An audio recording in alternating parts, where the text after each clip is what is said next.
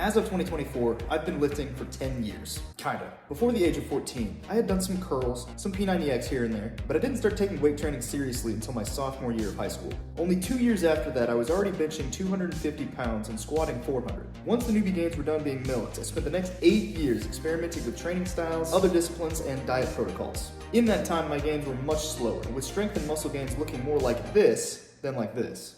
But progress was still being made nonetheless. Currently, at 24, I'm squatting close to 500 pounds. And I just hit my all-time bench PR at 315 earlier this year. Oh, but Mason, 315 is the new 225. Shut up! You shut your mouth! You can be proud of any PR. Just hit 10 pounds for the first time? Awesome work. Don't let social media bring you down. Anyways, with all of the strength gains taken into account, how much muscle did I gain in that time? And how much can you expect to gain after 10 years of hard training? I hate to say this, but it depends. To begin, we all don't start off on the same square one. I've seen guys come into the gym on their first day of lifting already squatting 225. When I first started lifting, I remember watching the basketball players in my high school squat 225 and thinking, wow, I can't wait till I can be that strong one day.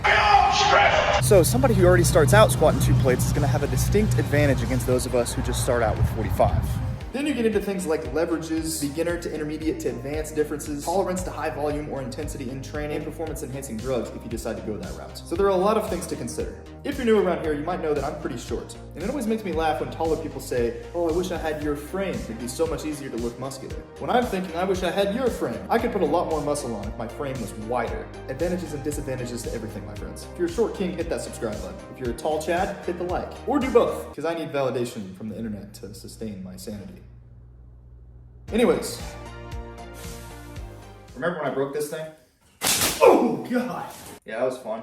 To compare my 14-year-old physique at 15% body fat and about 150 pounds to my current physique at 20% body fat and roughly 200 pounds. 30 pounds of muscle in 10 years sounds pretty dang good, depending on who you ask. But my progress was far from linear, and I took many breaks from bodybuilding, dieting, and even training altogether. If I had been more consistent with my nutrition, my recovery, and hitting the weights, would I have gained more muscle in that time? Of course I would have. But that is a pointless topic to ponder, because it really doesn't matter. I hear it all the time.